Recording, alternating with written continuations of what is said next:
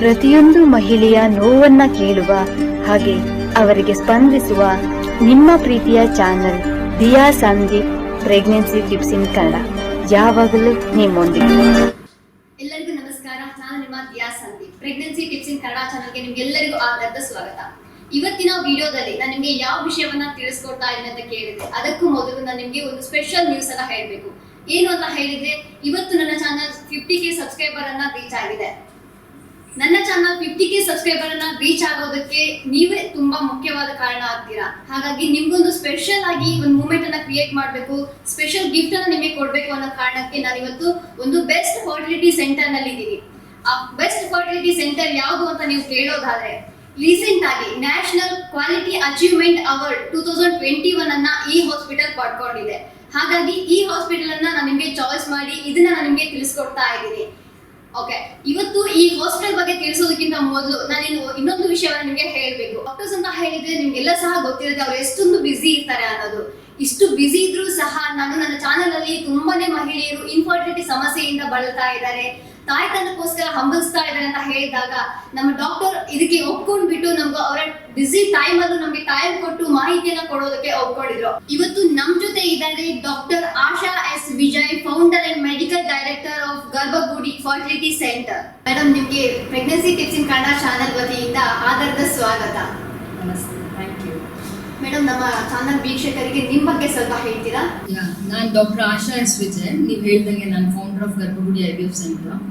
ನಾನು ಆ್ಯಕ್ಚುಲಿ ಮೊದಲು ಬರೀ ಗೈನಕಾಲಜಿಸ್ಟ್ ಆಗಿದ್ದೆ. ಅವಾಗ ಸನ್ನಿಧಿ ಮಲ್ಟಿ ಸ್ಪೆಷಾಲಿಟಿ ಹಾಸ್ಪಿಟಲ್ ಅಂತ ರನ್ ಮಾಡ್ತಿದ್ದೆ. ಬಟ್ ಈ ಇನ್ಫರ್ಟಿಲಿಟಿ ಸಮಸ್ಯೆ ಅನ್ನೋದು ಎಷ್ಟು ದೊಡ್ಡ ಪಿಡುಗಾಗ್ಬಿಟ್ಟಿತ್ತು ಅಂದರೆ, ಜನ ಎಲ್ಲ ಬಂದು ನನ್ನ ಕೇಳ್ಕೊಳ್ತಾ ಇದ್ರು, ಯಾಕೆ ಮೇಡಮ್ ನೀವು ನಿಮ್ಮದೇ ಒಂದು ಇನ್ಫರ್ಟಿಲಿಟಿ ಸೆಂಟರ್ ಮಾಡಬಾರ್ದು, ಎಲ್ಲ ಫೆಸಿಲಿಟೀಸು ಒಂದೇ ರೂಫ್ ಕೆಳಗಡೆ ಇರಬೇಕು, ನೀವು ನನ್ನ ದಯವಿಟ್ಟು ಬೇರೆ ಕಡೆ ರೆಫರ್ ಮಾಡಬೇಡಿ ಅಂತ ಒಂದು ಕಪಲ್ ಆ್ಯಕ್ಚುಲಿ ಬಂದು ತುಂಬ ಹತ್ತಿದ್ರು ಒಂದು ದಿವಸ.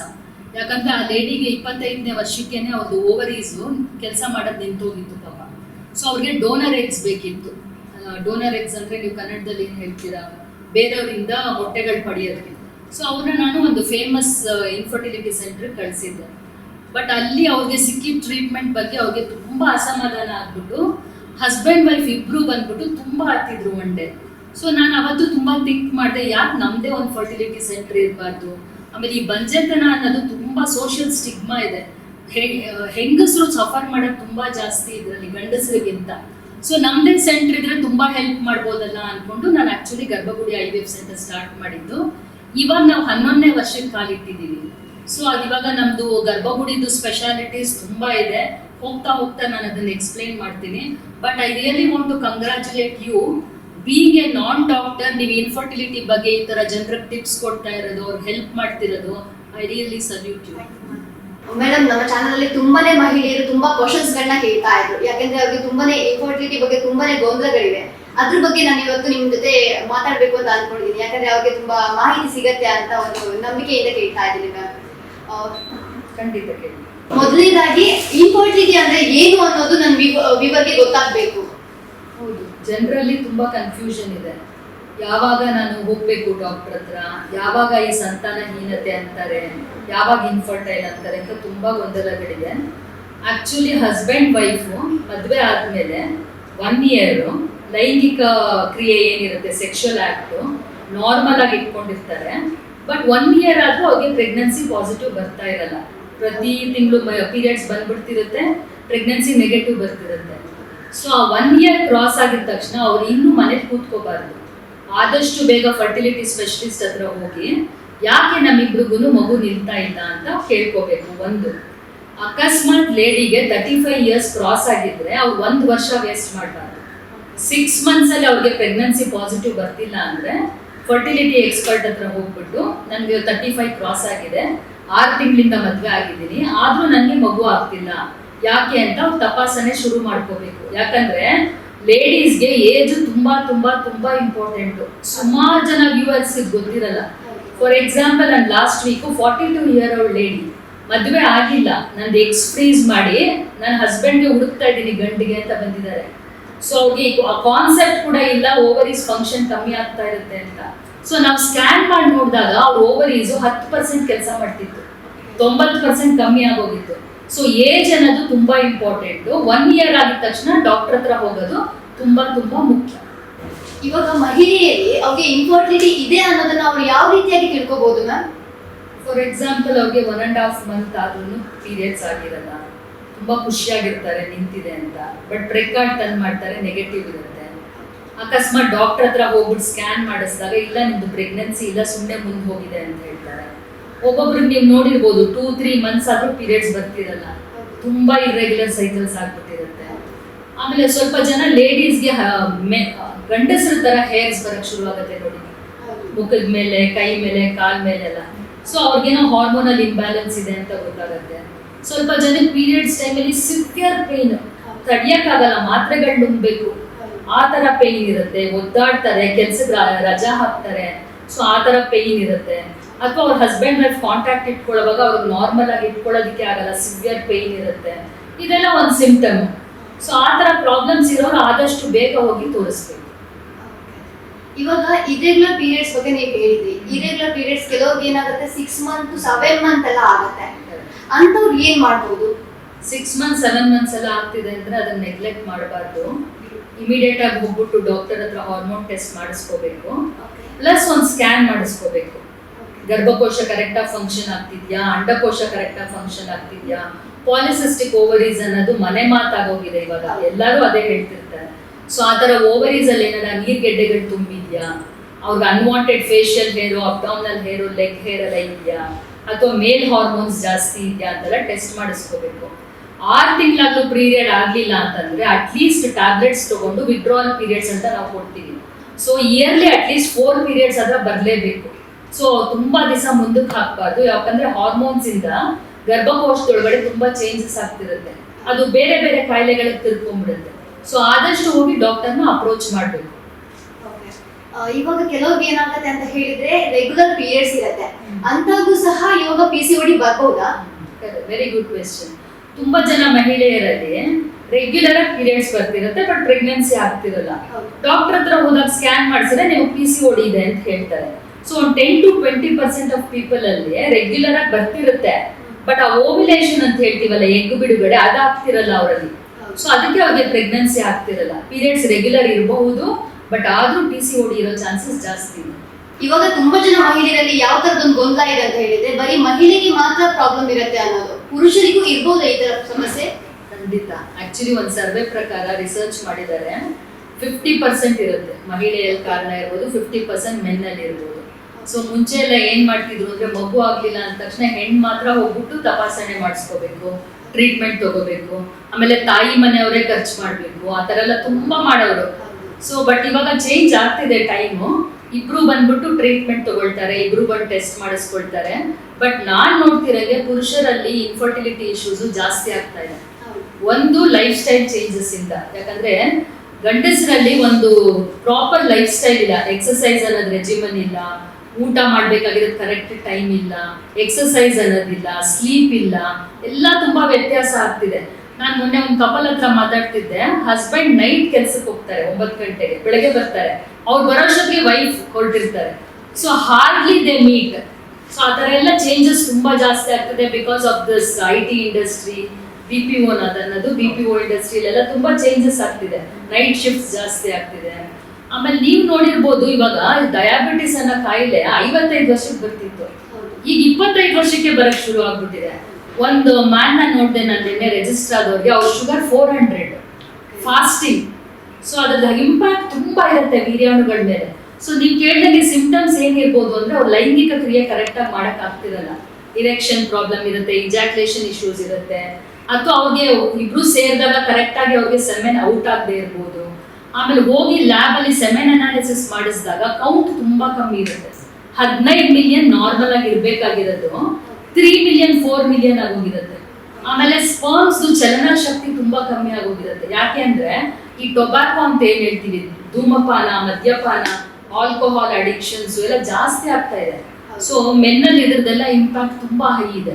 ಇದ್ರ ಬಗ್ಗೆನೇ ನಾವು ಬೇಕಾದ್ರೆ ವಿಸ್ತಾರವಾಗಿ ಮಾತಾಡ್ಬೋದು, ಅಷ್ಟಿದೆ ಇದರಲ್ಲಿ.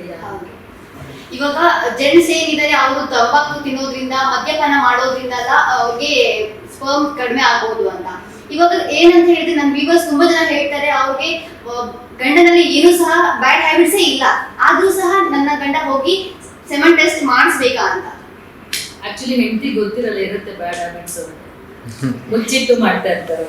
ಸೊ ಚೆಕ್ ಮಾಡ್ಕೋಬೇಕು ಆಕ್ಚುಲಿ ಧೂಮಪಾನ ಮದ್ಯಪಾನ ಎಲ್ಲ ಮಾಡ್ತಾ ಇದಾರ ಅಂತ. ತುಂಬಾ ಜನ ಅದು ಹೇಳಲ್ಲ, ಬಟ್ ಆಕ್ಚುಲಿ ವೈಫ್ ನ ಆಚೆ ಕಳ್ಸ್ಬಿಟ್ಟು ಕೇಳಿದ್ರೆ ನಾನು 10 years ಇಂದ ಸ್ಮೋಕ್ ಮಾಡ್ತಾ ಇದ್ದೀನಿ ಅಂತ ಹೇಳ್ತಾರೆ. That's keeping that aside. ಏನು ಬ್ಯಾಡ್ ಹ್ಯಾಬಿಟ್ಸ್ ಇಲ್ಲದೆ ಇರ್ಬೋದು, ಬಟ್ ನಮ್ಮ ಲೈಫ್ ಸ್ಟೈಲ್ ಸರಿಗಿಲ್ದೇ ಇರ್ಬೋದು. ಸೊ ನಾನು ತುಂಬಾ ಒಬೀಸ್ ಆಗ್ತಿರ್ಬೋದು. ಒಬೀಸ್ ಏನ್ ಹೇಳ್ತೀರಾ ನೀವು? ಸ್ಥೂಲದೇಹ. ಸೊ ನಂದು ಬಾಡಿ ಮಾಸ್ ಇಂಡೆಕ್ಸ್ 30 ಕ್ರಾಸ್ ಆಗ್ತಿರುತ್ತೆ. ನಾನು ನೋಡಿದ್ದೀನಿ 100 kg ಆಗ್ಬಿಡ್ತಿರ್ತಾರೆ ಜನ.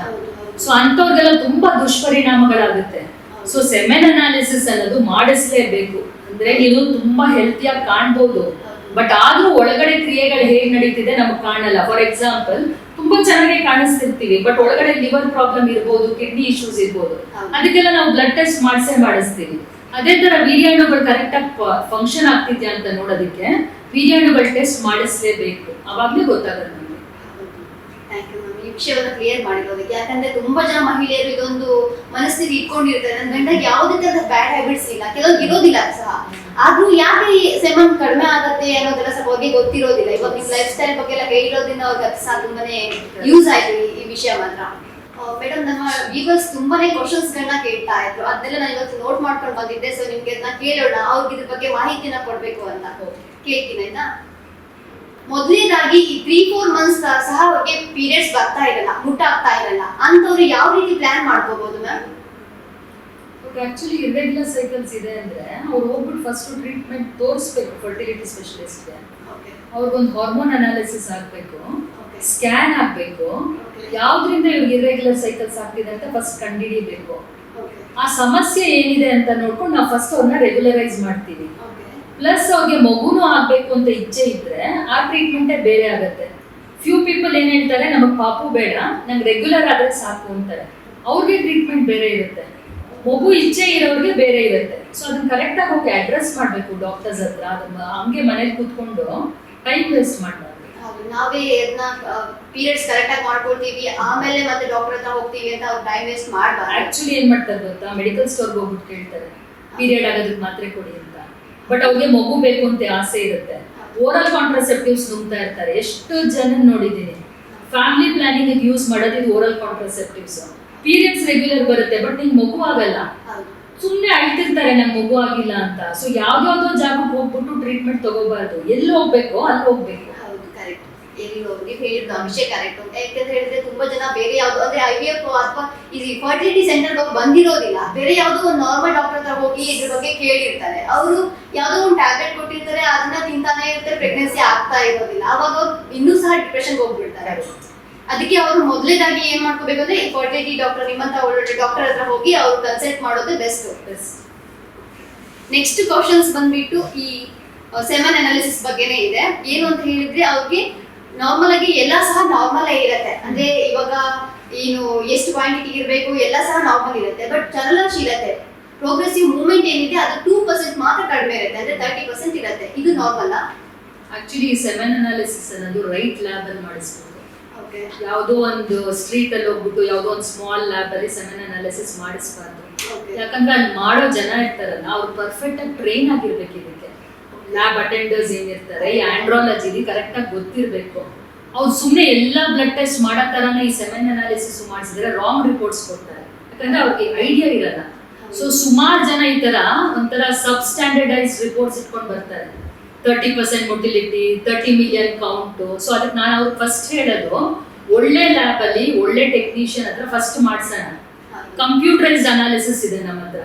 ಸೊ ಅದು ಪರ್ಫೆಕ್ಟ್ ಆಗಿ ರಿಪೋರ್ಟ್ಸ್ ಕೊಡುತ್ತೆ. ಎಷ್ಟು ಲೈವ್ ಸ್ಪರ್ಮ್ಸ್ ಇದೆ, ಎಷ್ಟು ಮೊಟಿಲಿಟಿ ಇದೆ, ಎಷ್ಟು ಕೌಂಟ್ ಇದೆ, ನಾರ್ಮಲ್ ಆಗಿರೋ ಸ್ಪರ್ಮ್ಸ್ ಎಷ್ಟಿದೆ ಅಂತ ಕಾಸಾ ಅಂತೀವಿ. ಸೊ ಅದರಲ್ಲಿ ನೀಟಾಗಿ ಗೊತ್ತಾಗುತ್ತೆ ಇವ್ರಿಗೆ ಮೆನ್ ಪ್ರಾಬ್ಲಮ್ ಇದೆಯಾ, ಫಿಮೇಲ್ ಪ್ರಾಬ್ಲಮ್ ಇದೆಯಾ ಅಂತ. ಫಾರ್ ಎಕ್ಸಾಂಪಲ್ ನಿಮ್ಮ ಕೇಸಲ್ಲಿ ಆ ಮ್ಯಾನ್ದು ಒಂದು ಕಾಸಾ ಮಾಡಿಸಿದಾಗ ಪರ್ಫೆಕ್ಟ್ ಸೆಮನ್ ಅನಾಲಿಸಿಸ್ ಬಂತು ಅಂತ ಇಟ್ಕೊಳ್ಳಿ. ಸೊ ನಾವಿನ್ನು ಅವ್ರ ಬಗ್ಗೆ ತಲೆ ಕೆಡಿಸ್ಕೊಳ್ಳಲ್ಲ, ಫೋಕಸ್ ಮಾಡೋದು ಲೇಡಿದು. ಸೊ 30% ಮೊಟಿಲಿಟಿಲಿ ಈಸಿಯಾಗಿ ಕನ್ಸೀವ್ ಆಗ್ತಾರೆ, ನಥಿಂಗ್ ಟು ವರಿ. ಬಟ್ ಯಾವ ಲ್ಯಾಬಲ್ಲಿ ಮಾಡಿಸಿದ್ದಾರೆ ಅನ್ನೋದು ತುಂಬಾ ತುಂಬಾ ಇಂಪಾರ್ಟೆಂಟ್.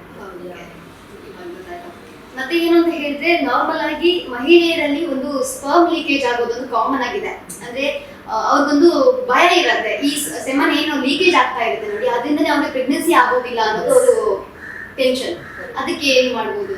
ಆಕ್ಚುಲಿ ಸೆಮೆನ್ ಅನ್ನೋದು ಒಂದು ಲಿಕ್ವಿಡ್ ಪಾರ್ಟ್ ಇರುತ್ತೆ, ಸ್ಪರ್ಮ್ಸ್ ಪಾರ್ಟ್ ಇರುತ್ತೆ. ಸೊ ಆ ಲಿಕ್ವಿಡ್ ಪಾರ್ಟು ಬ್ಯಾಕ್ ಫ್ಲೋ ಆಗುತ್ತೆ ವೆಜೈನಿಂದ. But actual sperms progressive motility ಇಂದ ಮುಂದಕ್ಕೆ ಹೋಗುತ್ತೆ. ಸೊ ತುಂಬಾ ಜನ ಹೆಂಗಸರಿಗೆ ಈ ಕಾನ್ಸೆಪ್ಟ್ ಗೊತ್ತಿಲ್ಲ. Good you are asking this question. So after the normal sexual act ಆ ಲೀಕೇಜ್ ಆಗೋದು normal, nothing to worry at all. Sperms ಎಲ್ಲ ಮುಂದಕ್ಕೆ ಹೋಗಿ ಅದು ಎಗ್ನ ಮೀಟ್ ಮಾಡಿ ಪ್ರೆಗ್ನೆನ್ಸಿ ಮಾಡುತ್ತೆ. ಅದ್ರ ಬಗ್ಗೆ ತುಂಬಾ ಆಂಗ್ಸೈಟಿ ಮಾಡ್ಕೊಳ್ಳೋದು, ಭಯ ಮಾಡ್ಕೊಳ್ಳೋದು ಬೇಡ, ಹೆದರ್ಕೊಳ್ಳೋದು ಬೇಡ. ಆಕ್ಟ್ ಆದ್ಮೇಲೆ ನಾನು 2 hours ಹಿಂಗ್ ಮಲ್ಕೋಬೇಕಂತೆ, ಹಂಗ್ ನಿಮ್ಗೂ ಬಂದಿರ್ಬೋದಲ್ಲ. ಸೊ ಅದೆಲ್ಲ ತಪ್ಪು ಕಲ್ಪನೆಗಳು. ಅದೇ ತುಂಬಾ ಜನರಿಗೆ ಅದೊಂದು ಫೀಲಿಂಗ್ ಇತ್ತು, ಆದ್ರೆ ಏನು ಬರ್ತಾ ಇರುತ್ತೆ ರಿಟರ್ನ್, ಅದು ಅವ್ರಿಗೆ ಅದೇ ವೀರ್ಯ ಅನ್ನೋದು ಅವ್ರು ತಿಳ್ಕೊಂಡಿರ್ತಾರೆ. ನೀವ್ ಇವಾಗ ಹೇಳಿದ್ಮೇಲೆ ಅವ್ರಿಗೆ ಗೊತ್ತಾಗಿರುತ್ತೆ ಅದು ವೀರ್ಯ ಅಲ್ಲ, ವೀರ್ಯದ ನೀರು ಅಂತ ಅಲ್ವಾ. ತುಂಬಾ ಜನರಲ್ಲಿ ಒಂದು ಗೊಂದಲ ಇಟ್ಬಿಟ್ಟಿದೆ. ಏನು ಅಂತ ಹೇಳಿದ್ರೆ ನಾರ್ಮಲ್ ಆಗಿ ಫ್ಲೋ ಆಗ್ತಾ ಇರುತ್ತೆ ಅಲ್ವಾ, ಸೊ ಏನಾದ್ರು ಮಾಡಿ ಅದನ್ನ ಒಳಗೋಗ್ಬೇಕು. ಹೌದು, ಅದಕ್ಕೆ ಸ್ಟಾಪ್ ಮಾಡಿ. Actually I want to add here, ಒಬ್ಬೊಬ್ರು ಇಮಿಡಿಯೇಟ್ ಆಗಿ ಟಾಯ್ಲೆಟ್ ಹೋಗಿ ವಾಶ್ ಮಾಡ್ಕೊಂಡು ಈ ಸೋಪ್ ಸೊಲ್ಯೂಷನ್ಸ್ ಎಲ್ಲ ಹಾಕೊಂಡು ಅದೆಲ್ಲ ಮಾಡಬಾರ್ದು. ನಾರ್ಮಲ್ ಆಗಿದ್ರೆ ಸಾಕು. If they are feeling very messy, plain water ಅಲ್ಲಿ ಆಫ್ಟರ್ 1 hour ಕ್ಲೀನ್ ಮಾಡ್ಕೊಂಡ್ರೆ ಸಾಕು, ನಥಿಂಗ್ ಟು ವರಿ. ಈಗ ಇನ್ನೊಂದು ಕೆಲವೊಂದು ಏನು ಅಂತ ಹೇಳಿದ್ರೆ ನಾರ್ಮಲ್ ಆಗಿ ಮಹಿಳೆಗೆ ಏನಾಗುತ್ತೆ ಅಂತ ಹೇಳಿದ್ರೆ ರಿಲೇಶನ್ಶಿಪ್ ಇಟ್ಕೊಂಡ್ರು ಸಹ ಅಥವಾ ನಾರ್ಮಲ್ ಆಗಿದ್ರು ಸಹ ಜಾಸ್ತಿ ಇನ್ಫೆಕ್ಷನ್ಸ್ ಆಗ್ತಾ ಇರುತ್ತೆ. ಇದಕ್ಕೆ ಅವ್ರು ಏನ್ ಮಾಡ್ಬೋದು? Correct, very good question.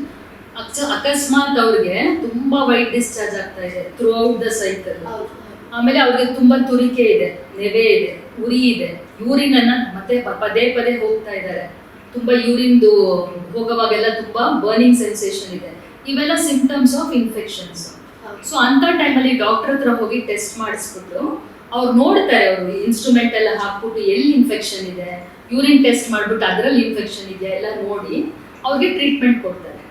ಅವ್ರು ಕರೆಕ್ಟ್ ಆಗಿ ಅದು 7 days ತಗೊಂಡ್ರೆ ಕಂಪ್ಲೀಟ್ ಆಗಿ ಅದು ಸಾಲ್ವ್ ಆಗುತ್ತೆ. ಸ್ವಲ್ಪ ಜನಕ್ಕೆ ಆಫ್ಟರ್ 1 month ಮತ್ತೆ ಬರುತ್ತೆ, ಆಫ್ಟರ್ 1 month ಮತ್ತೆ ಬರುತ್ತೆ. ಅವಾಗ ಹಸ್ಬೆಂಡ್ಸ್ ನ ಟೆಸ್ಟ್ ಆಗ್ಬೇಕು. ಸೊ ಸೆಮೆನ್ ಅಲ್ಲಿ ಇನ್ಫೆಕ್ಷನ್ ಇದ್ರೆ ಲೇಡೀಸ್ ಈ ತರ ಇನ್ಫೆಕ್ಟ್ ಆಗ್ತಾ ಇರುತ್ತೆ. ಒಂದು ಸೆಮೆನ್ ಟೆಸ್ಟ್ ಮಾಡಿಸಿ ಅದು ತುಂಬಾ ಪಸ್ಸೆಲ್ಸ್ ಇದೆಯಾ, ಅದ್ರಲ್ಲಿ ಏನಾರ ಇನ್ಫೆಕ್ಷನ್ ಇಂದ ಲೇಡಿ ಅಫೆಕ್ಟ್ ಆಗ್ತಿದ್ದಾಳ ಅಂತ ಇಬ್ರಿಗೂ ಟ್ರೀಟ್ಮೆಂಟ್ ಕೊಟ್ಬಿಟ್ರೆ ಕಂಪ್ಲೀಟ್ ಆಗಿ ಅದು ಸೊಲ್ಯೂಷನ್ ಸಿಗುತ್ತೆ. ಅಂದ್ರೆ ಇವಾಗ ಇನ್ಫೆಕ್ಷನ್ ಆಗ್ತಾ ಇದ್ರೆ ನಾರ್ಮಲಿ ಅವರು ಅದನ್ನ ಅವಾಯ್ಡ್ ಮಾಡೋ ಹಾಗಿಲ್ಲ, ಡಾಕ್ಟರ್ ನ ಹೋಗಿ ಕನ್ಸಲ್ಟ್ ಮಾಡ್ಬೇಕು ಅಂತ ಹೇಳ್ತಾ ಇದ್ದೀರಾ. ಏನಾಗುತ್ತೆ ಗೊತ್ತಾ, ಇನ್ಫೆಕ್ಷನ್ಸ್ ನಾವು ಅವಾಯ್ಡ್ ಮಾಡ್ತಾ ಇದ್ರೆ, ಇಗ್ನೋರ್ ಮಾಡ್ತಾ ಇದ್ರೆ ಅದು ಮೇಲಕ್ಕೆ ಹೋಗುತ್ತೆ ಇನ್ಫೆಕ್ಷನ್. ಕೆಳಗಡೆಯಿಂದ ಗರ್ಭಕೋಶಕ್ಕೆ ಹೋಗುತ್ತೆ, ಗರ್ಭಕೋಶದಿಂದ ಟ್ಯೂಬ್ಸ್ ಹೋಗುತ್ತೆ, ಟ್ಯೂಬ್ಸ್ ಇಂದ ಓವರೀಸ್ ಹೋಗುತ್ತೆ. ಟ್ಯೂಬ್ ಬ್ಲಾಕ್ ಆಗೋ ಚಾನ್ಸಸ್ ಬರುತ್ತೆ. ಟ್ಯೂಬ್ ಬ್ಲಾಕ್ ಆಗ್ಬಿಟ್ರೆ ಅದು ತುಂಬಾ ಕಷ್ಟ. Next conception it is one night ಮೇರ್. ಸೊ ಕೆಳಗಡೆನೆ ಇರೋವಾಗ ಕರೆಕ್ಟ್ ಆಗಿ ತೋರಿಸ್ಕೊಂಡ್ಬಿಟ್ರೆ ಅದು ಅಸೆಂಡ್ ಆಗಲ್ಲ. ನೆಕ್ಸ್ಟ್ ಬಂದ್ಬಿಟ್ಟು ಈ ಓವ್ಯುಲೇಷನ್ ಏನು ಅಂಡಾಣು ಬಿಡುಗಡೆ ಆಗುತ್ತೆ ಅಲ್ವಾ, ಅದಾದ್ಮೇಲೆ ತಲೆ ಸ್ನಾನ ಮಾಡಬಾರ್ದು ಅನ್ನೋದೊಂದು ನಂಬಿಕೆ ಇವಾಗ. ಅದು ಆಕ್ಚುಲಿ ತುಂಬಾ ಜನರಲ್ಲಿ ಇದೆ, ಎಲ್ಲರೂ ಸಹ ಕೇಳ್ತಾ ಇರ್ತಾರೆ. ನಾನು ಹೇಳೋಷ್ಟು ಹೇಳಿದೀನಿ, ಆದ್ರೆ ಡಾಕ್ಟರ್ ಹೇಳಿದ್ರೆ ಅವ್ರಿಗೊಂದು ಏನಾದ್ರದ್ದು ನಿಜ ಇದೆ, ಅದು ನಿಜಾಂಶ ಅವ್ರಿಗೆ ಗೊತ್ತಾಗತ್ತೆ ಅಂತ. ನನಗೆ 25 years ಅಲ್ಲಿ ನಾನು ಫಸ್ಟ್ ಟೈಮ್ ಕೇಳ್ತಾ ಇರೋದು. ಹೌದಾ? ಥ್ಯಾಂಕ್ಸ್. ಆಕ್ಚುಲಿ ಓವ್ಯುಲೇಷನ್ಗೂ ತಲೆ ಸ್ನಾನಗೂ ಆಕ್ಚುಲಿ ಏನು ರಿಲೇಶನ್ಶಿಪ್ಪೇ ಇಲ್ಲ. ಆಕ್ಚುಲಿ ಹೆಂಗ್ ಬಂತದು ಅಂತ ನಂಗೆ ಅರ್ಥ ಆಗ್ತಿಲ್ಲ. ಬಟ್ ಓವ್ಯುಲೇಷನ್ ಆದಾಗ ತಲೆ ಸ್ನಾನ ಮಾಡೋದು ನಮ್ಮ ಹೆಲ್ತ್ಗೋಸ್ಕರ ಅಲ್ವಾ, ಸೊ ಅದು ಹೆಂಗ್ ಅಫೆಕ್ಟ್ ಆಗುತ್ತೆ ಅಂತ ನೀವು ಹೇಳೋದು? ಅಂದ್ರೆ ಅದೊಂದು ಇದೆ, ಯಾಕಂದ್ರೆ ತುಂಬಾ ಇವಾಗ ನನ್ನ ಚಾನಲ್ ಹೇಗಿದೆಯೋ ಹಾಗೆ ಬೇರೆ ಬೇರೆ ಚಾನಲ್ಸ್ ಇರುತ್ತೆ ಅಲ್ವಾ. ಸೊ ಯಾರೋ ಒಬ್ರು ಹೇಳಿರ್ತಾರೆ, ಅದನ್ನ ನಂಬ್ಕೊಂಡು ಎಲ್ಲರೂ ಸಹ ಕೇಳ್ತಾ ಇದ್ದಾರೆ. ಓವ್ಯುಲೇಷನ್ ಆದ್ಮೇಲೆ ತಲೆ ಸ್ನಾನ ಮಾಡಿದ್ರೆ ಏನೋ ಮಗು ಹೋಗ್ಬಿಡತ್ತೆ, ಇರಲ್ಲ ಅಂತ. ಇಲ್ಲಾಂದ್ರೆ ಪೀರಿಯಡ್ಸ್ ತಕ್ಷಣ ಬಂದ್ಬಿಡತ್ತೆ ಅನ್ನೋದು ಅವ್ರ ನಂಬಿಕೆ. ಇಲ್ಲ, ಅಬ್ಸಲ್ಯೂಟ್ಲಿ ಇಲ್ಲ, ಇದಕ್ಕೆ ರಿಲೇಶನ್ಶಿಪ್ಪೇ ಇಲ್ಲ. ಅಂಡ್ ಮೋರ್ ಓವರ್ ಓವ್ಯುಲೇಷನ್ ಯಾವಾಗ ಆಗುತ್ತೆ ಅಂತ ನಮ್ಗೆ ಗೊತ್ತೂ ಆಗಲ್ವಲ್ಲ. ಸೊ ಅದಕ್ಕೂ ತಲೆ ಸ್ನಾನಗೂ ಅಬ್ಸಲ್ಯೂಟ್ಲಿ ಏನು ರಿಲೇಶನ್ಶಿಪ್ ಇಲ್ಲ. It does not have any basis. ಅಂದ್ರೆ ಇಂಪ್ಲಾಂಟೇಷನ್ ಟೈಮ್ ಅಲ್ಲೂ ಸಹ ನಾವು ತಲೆ ಸ್ನಾನ ಮಾಡಬಹುದು, ಏನು ಸಹ ಪ್ರಾಬ್ಲಮ್ ಇಲ್ಲ ಅನ್ನೋದು ನೀವು. Okay, thank you ma'am. ಯಾಕೆ ತುಂಬಾ ಜನರಿಗೆ ಒಂದು ಗೊಂದಲ ಇತ್ತು, ಇಂಪ್ಲಾಂಟೇಷನ್ ಆದ್ಮೇಲೆ ತಲೆ ಸ್ನಾನ ಮಾಡ್ಬಿಟ್ರೆ ಮಗು ಕಿತ್ತೋಗ್ಬಿಡತ್ತೆ, ಗರ್ಭಕ್ಕೆ ಅಟ್ಯಾಚೇ ಆಗಲ್ಲ ಅನ್ನೋದು ಅವ್ರ ನಂಬಿಕೆ ಆಕ್ಚುಲಿ. ಅದಕ್ಕೋಸ್ಕರನೇ ಇವಾಗ ನಿಮ್ಗೆ ಇದನ್ನ ಕೇಳಿದ್ದು. ಆಕ್ಚುಲಿ ಏನು ಅಫೆಕ್ಟ್ ಆಗಲ್ಲ, ಹೆದರದ್ ಬೇಡ. ಎಲ್ರಿಗೂ ಸಹ ಇವಾಗ ಅರ್ಥ ಆಗಿದೆ ಅಂತ ನಾನು ಭಾವಿಸ್ತೀನಿ. ಯಾಕೆ ಅಂತ ಹೇಳಿದ್ರೆ ನಿಮ್ಮೆಲ್ಲ ಕ್ವಶನ್ ನೋಡಿದ್ದೆ, ಎಲ್ಲ ಕೇಳೋದು ಇದೇ ಕ್ವಶನ್ಸ್ ಆಲ್ಮೋಸ್ಟ್. ಇವಾಗ ನಿಮ್ಗೆ ಒಂದು ನಂಬಿಕೆ ಬಂದಿದೆ ಅಂತ ಅನ್ಕೊಳ್ತೀನಿ. ನಾನು ಹೇಳಿದ್ರೆ ನಿಮ್ಗೆ ಅಷ್ಟು ಗೊತ್ತಾಗ್ಲಿಕ್ಕಿಲ್ಲ. ಅದು ಡಾಕ್ಟರ್ ಅಂದ್ರೆ ಸ್ಪೆಷಲಿಸ್ಟ್ ಅವರೇ ಹೇಳಿದ್ಮೇಲೆ ನಿಮ್ಗೆ ಇದ್ರ ಮೇಲೆ ಇನ್ನು ಡೌಟ್ ಯಾವ್ದು ಇರಲ್ಲ, ಇದ್ರ ಬಗ್ಗೆ ಟೆನ್ಷನ್ ಬೇಡ ಅಂತ ನಾನು ನಿಮ್ಗೆ ಹೇಳ್ತಾ ಇದ್ದೀನಿ. ಇವಾಗ ನೆಕ್ಸ್ಟ್ ಕ್ವಶನ್ಸ್ ಏನು ಅಂತ ಹೇಳಿದ್ರೆ, ಇವಾಗ ಕೆಲವರಿಗೆ 1 ಟ್ಯೂಬ್ ಇರುತ್ತೆ, ಅವರು ಏನ್ ಮಾಡ್ಬೋದು? ಅಂದ್ರೆ 1 ಟ್ಯೂಬ್ ಬ್ಲಾಕ್ ಆಗಿದೆ. ಇವಾಗ ಹೌದು, ಕೆಲವೊಂದ್ಸಲ 1 ಟ್ಯೂಬ್ ಬ್ಲಾಕ್ ಆಗಿರುತ್ತೆ, ಕೆಲವೊಂದ್ಸಲ ಎಕ್ಟೋಪಿಕ್ ಪ್ರೆಗ್ನೆನ್ಸಿ ಆಗ್ಬಿಟ್ಟು 1 ಟ್ಯೂಬ್ ಬಿಟ್ಟಿರ್ತಾರೆ. ಓಕೆ, ಆಕ್ಚುಲಿ ಒಂದು ಟ್ಯೂಬ್ ಹೆಲ್ತಿಯಾಗಿ ಫಂಕ್ಷನ್ ಆಗ್ತಿದೆ ಅಂದ್ರೆ ಅವ್ರು ಈಸಿಯಾಗಿ ಕನ್ಸೀವ್ ಆಗ್ತಾರೆ. ಯಾಕಂದ್ರೆ ಆ ಕಡೆ ಓವಲೇಟ್ ಆಗ್ಬೇಕು, ಆ ಟ್ಯೂಬ್ ನೀಟಾಗಿ ಕೆಲಸ ಮಾಡ್ತಿದೆ, ಈಸಿಯಾಗಿ ಕನ್ಸೀವ್ ಆಗ್ತಾರೆ. ನಾನು ತುಂಬಾ ಜನ ಪೇಷಂಟ್ಸ್ ನೋಡಿದ್ದೀನಿ, 1 ಟ್ಯೂಬ್ ಅಲ್ಲೇನೆ 2 ಮಗು 3 ಮಗು ಎಲ್ಲ ಆಗಿದೆ. ಸೊ ಭಯ ಬೇಡ ಅಂತದೇನು ಬೇಡ. ಬಟ್ ನೀವ್ ಹೇಳ್ದಂಗೆ 1 ಟ್ಯೂಬ್ ಅಲ್ಲಿ ಎಕ್ಟೋಪಿಕ್ ಆಗಿದೆ, ಆಲ್ರೆಡಿ ರಿಮೂವ್ಡ್ ಅಂದ್ರೆ ಚಾನ್ಸಸ್ ಆಫ್ ರಿಪೀಟ್ ಎಕ್ಟೋಪಿಕ್ ಜಾಸ್ತಿ ಇರುತ್ತೆ. ಸೊ ಅನ್ಹೆಲ್ತಿ ಟ್ಯೂಬ್ ಇರ್ಬೋದು ಈ ಕಡೆನು. ಸೊ ಅವರು ನೀಟಾಗಿ ತೋರಿಸ್ಕೊಂಡು ಈಗ ಮತ್ತೆ ಎಕ್ಟೋಪಿಕ್ ಆಗ್ದಂಗೆ ಡಾಕ್ಟರ್ ಹತ್ರ ಸಲಹೆ ತಗೊಂಡು ಪ್ರೆಗ್ನೆನ್ಸಿ ಪ್ಲಾನ್ ಮಾಡೋದು ಒಳ್ಳೇದು. ಹೌದು, ಅಂದ್ರೆ ನೀವು ಹೇಳೋದು ಇವಾಗ ಡಾಕ್ಟರ್ ಮೂಲಕನೇ ಅವರು ಪ್ರೆಗ್ನೆನ್ಸಿ ಮಾಡ್ಕೊಳ್ಳೋದು ಒಳ್ಳೇದು ಅಂತ. ಅಂದ್ರೆ ಇವಾಗ ಯಾವ ಕಡೆ ಎಗ್ ಬರ್ತಾ ಇದೆ ಅಂತ ಅವ್ರಿಗೆ ಗೊತ್ತಾಗೋದಿಲ್ಲ. ಸುಮ್ಮನೆ ನಾವು ಒಂದು ಸಿಂಪ್ಟಮ್ಸ್ ಗಳನ್ನ ನೋಡ್ಬೋದು ಅಷ್ಟೇ, ಲೆಫ್ಟ್ ರೈಟ್ ಅಂತ ಹೇಳ್ಬಿಟ್ಟು. ಬಟ್ ಅದು ರಿಯಲ್ ಆಗಿ ನಮ್ಗೆ ಗೊತ್ತಾಗೋದಿಲ್ಲ. ನಾರ್ಮಲ್ ಆಗಿ ಫಾಲಿಕ್ಯುಲರ್ ಸ್ಟಡಿ ಎಲ್ಲ ಮಾಡಿದ್ರೆ ಅವ್ರಿಗೆ ಗೊತ್ತಾಗುತ್ತೆ ಅಂತ ಹೇಳ್ತಾ ಇದ್ದೀನಿ. ಓಕೆ ಮ್ಯಾಮ್, ನೆಕ್ಸ್ಟ್ ಕ್ವಶನ್ಸ್ ಬಂದ್ಬಿಟ್ಟು, ಇವರು ಪ್ರೆಗ್ನೆನ್ಸಿ ಪ್ರಯತ್ನ ಪಡ್ತಾ ಇರೋರು ಯಾವ ರೀತಿ ಆಹಾರ ಕ್ರಮವನ್ನ ಇಟ್ಕೋಬೇಕು ಅನ್ನೋದು. ತುಂಬಾ ಜನ ಅವ್ರದ್ದು ರಕ್ತಹೀನತೆ ತುಂಬಾ ನೋಡಿದ್ದೀನಿ ನಾನು. ಅನೀಮಿಯಾ ಅಂತ ಹೇಳ್ತೀವಲ್ಲ, ಹಿಮೋಗ್ಲೋಬಿನ್ ತುಂಬಾ ಕಮ್ಮಿ ಇರುತ್ತೆ, ಸರಿಯಾದ ಟೈಮ್ ಊಟ ಮಾಡಲ್ಲ, ಕರೆಕ್ಟ್ ಆಗಿ ಹಣ್ಣು ತರಕಾರಿ ತಗೊಳ್ಳಲ್ಲ, ಅವ್ರಿಗೇನೋ ಅಲರ್ಜಿ ಹಣ್ಣು ತರಕಾರಿ. ಹಸ್ಬೆಂಡ್ಸ್ ಯೂಶುವಲ್ ಕಂಪ್ಲೇಂಟ್ ಏನ್ ಗೊತ್ತಾ, ತಂದು ಇಡ್ತೀವಿ ಅಲ್ಲೇ ಕೊಳಿಸ್ತಾರೆ. ಸೊ ಅದ್ ಯಾಕೆ ಅಂತ ನಂಗೆ ಅರ್ಥ ಆಗ್ಲಿಲ್ಲ. ಹೆಲ್ತಿ ಫುಡ್ ನ ಫಸ್ಟ್ ತಿನ್ಬೇಕಲ್ವಾ, ಆಮೇಲೆ ಆ ಮಗು ಏನ್ ಡೆವಲಪ್ ಆಗ್ತಿದೆ ಊಂಬಲ್ಲಿ ಅದು ಅಮ್ಮಂದು ರಕ್ತ ತಗೊಳುತ್ತೆ, ನನಗೆ ರಕ್ತ ಇಲ್ಲ ಅಂದ್ರೆ ಸೊ ಕಂಪ್ಲೀಟ್ ಆಗಿ ಅದು ಬೆಳೆಯೋದೇ ಇಲ್ಲ. ಲೆಸ್ ದೆನ್ 2 kg ಹುಟ್ಟತ್ತೆ, NICU ಹೋಗುತ್ತೆ, ಇಡೀ ಲೈಫ್ ಒದ್ದಾಡುತ್ತೆ, ಇನ್ಫೆಕ್ಷನ್, ಫೀವರ್, ಅದಕ್ಕೆ ಇಮ್ಯುನಿಟಿ ಇರಲ್ಲ. ಪ್ರೆಗ್ನೆನ್ಸಿ ನಾನು ಚೆನ್ನಾಗಿ ಊಟ ಮಾಡ್ಬಿಟ್ಟು ತಗೊಂಡ್ಬಿಟ್ರೆ ಕ್ಯಾಲ್ಸಿಯಂ ಐರನ್ ಎಲ್ಲ, ನನ್ನ ಮಗುನು ಹೆಲ್ತಿಯಾಗಿ ಹುಟ್ಟತ್ತೆ, ಇಡೀ ಲೈಫ್ ಅದಕ್ಕೇನು ಕಾಯಿಲೆ ಬರಲ್ಲ ಅಲ್ವಾ.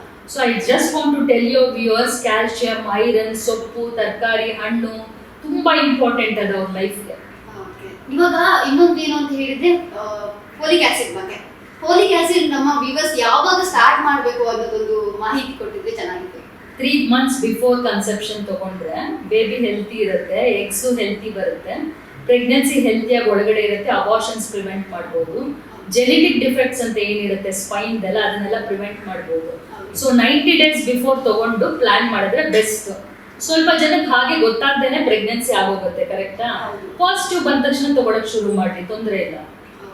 ಇನ್ನೊಂದೇನು ಅಂತ ಹೇಳಿದ್ರೆ, ಇವಾಗ ನಾರ್ಮಲ್ ಆಗಿ ಇರುವಂತ ಕಾಮನ್ ಪ್ರಾಬ್ಲಮ್ ಅಂತ ಹೇಳಿದ್ರೆ ಹಾರ್ಟ್ ಬೀಟ್, ಮಗುಗೆ ಹಾರ್ಟ್ ಬೀಟ್ ಬರಲ್ಲ ಅನ್ನೋದು. ಅದ್ರ ಬಗ್ಗೆ ಅವ್ರು ಯಾವ ರೀತಿ ಪ್ಲಾನ್ ಮಾಡ್ಕೋಬಹುದು? ಆಕ್ಚುಲಿ ಇದ್ರಲ್ಲಿ ನಮ್ ಕೈವಾಡ ಇರಲ್ಲ ಹಾರ್ಟ್ ಬೀಟ್ ಅಲ್ಲಿ.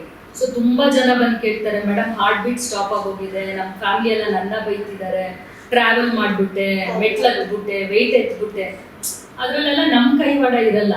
ಸೊ ಅದು ಪ್ರೆಗ್ನೆನ್ಸಿ ಏನಾಗಿದೆ ಅದು ಅನ್ಹೆಲ್ತಿ ಪ್ರೆಗ್ನೆನ್ಸಿ, ಅದಕ್ಕೋಸ್ಕರ ಅದಕ್ಕೆ ಹಾರ್ಟ್ ಬಂದಿಲ್ಲ. ಸೊ ಅದು ಕಂಟಿನ್ಯೂ ಆದ್ರೂ ಬೇರೆ ಅನಾಮಲೀಸ್ಗೆ ತಿರ್ಕೊಳ್ತಾ ಇತ್ತು, ನೇಚರ್ ಅವಾಗ್ಲೇನೆ ಕರೆಕ್ಟ್ ಮಾಡ್ಬಿಡುತ್ತೆ ಅದನ್ನ. ಸೊ ಯೂಶಲಿ ನೀವು ನೋಡಿರ್ಬೋದು, ಕಸಿನ್ಸ್ ಅಲ್ಲಿ ಮದ್ವೆ ಆಗ್ತಾ ಇರ್ತಾರೆ, ಅಕ್ಕನ ಮಗಳು, ತಮ್ಮ, ಆತರ ತುಂಬಾ ಕ್ಲೋಸ್ ಆಗುತ್ತೆ. ಅಂತವ್ರಲ್ಲಿ ಇದು ಜೆನೆಟಿಕ್ ಪ್ರಾಬ್ಲಮ್ಸ್ ತುಂಬಾ ಇರುತ್ತೆ. ಅವಾಗ ಯೂಶಲಿ ಕಾರ್ಡಿಯಾಕ್ ಬೀಟ್ ಬರಲ್ಲ, ಬಂದಿರೋ ಡಿಸಪಿಯರ್ ಆಗ್ಬಿಡುತ್ತೆ. ಸೊ ಅಂತ ಟೈಮಲ್ಲಿ ನಾವು ಕರೆಕ್ಟ್ ಆಗಿ ಹೋಗಿ ಜೆನೆಟಿಕ್ ಸ್ಪೆಷಲಿಸ್ಟ್ ನ ಮೀಟ್ ಮಾಡಬೇಕು. ನಂದು ಮತ್ತೆ ಹಸ್ಬೆಂಡ್ದು ಕ್ಯಾರಿಯೋಟೈಪಿಂಗ್ ಅಂತ ಹೇಳ್ತೀವಿ, ಕ್ರೋಮೋಸೋಮ್ಸ್, ಅದನ್ನೆಲ್ಲ ಅನಾಲಿಸಿಸ್ ಮಾಡಿಸ್ಬೇಕು. ಇಲ್ಲ ಒಂದೊಂದ್ಸಲಿ ಗರ್ಭಕೋಶದಲ್ಲಿ ಒಂದು ಅಡ್ಡಗೋಡೆ ಅಂತ ಕೂತಿರುತ್ತೆ, ಸೆಪ್ಟಮ್ ಅಂತ ಹೇಳ್ತೀವಿ.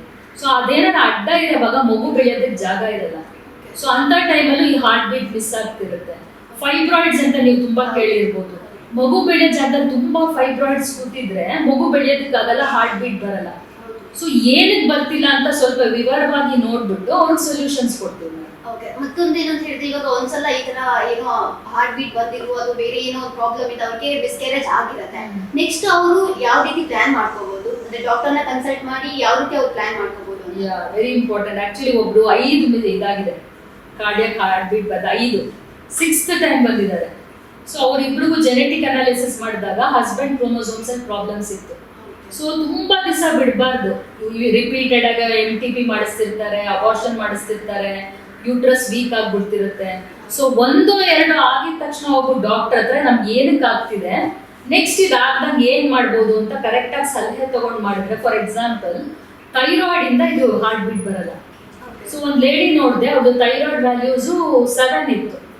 ಸೊ ಅವಾಗ ಮಗುಗೆ ಹಾರ್ಟ್ ಬೀಟ್ ಬರಲ್ಲ, ಅಬಾರ್ಟ್ ಆಗ್ಬಿಡುತ್ತೆ. ನಾವು ಇಮಿಡಿಯೇಟ್ ಆಗಿ ಅವ್ರಿಗೆ 3 months ಥೈರಾಯ್ಡ್ ಟ್ಯಾಬ್ಲೆಟ್ ಕೊಟ್ಬಿಟ್ಟು ಲೆಸ್ ದೆನ್ 3 ಮಾಡಿದ್ವಿ TSH. ಚೆನ್ನಾಗಿ ಕನ್ಸೀವ್ ಆಯ್ತು, ಬೇಬಿ ಗ್ರೋತ್ ಆಯ್ತು, ಡೆಲಿವರಿ ಆಯ್ತು. ಸಿಂಪಲ್ ಸೊಲ್ಯೂಷನ್ಸ್ ಇರುತ್ತೆ. ಇವರೆಲ್ಲ ಏನ್ ಅನ್ಕೊಂಡ್ಬಿಡ್ತಾರೆ ಅಂದ್ರೆ, ಒಂದು ಫರ್ಟಿಲಿಟಿ ಸೆಂಟರ್ಗೆ ಹೋಗಿದ ತಕ್ಷಣ ಸಿಕ್ಕಾಪಟ್ಟೆ ಕಾಸ್ಟ್ಲಿ, ತುಂಬಾ ಟೆಸ್ಟ್ಗಳು ಇಲ್ಲ. So solutions are very simple.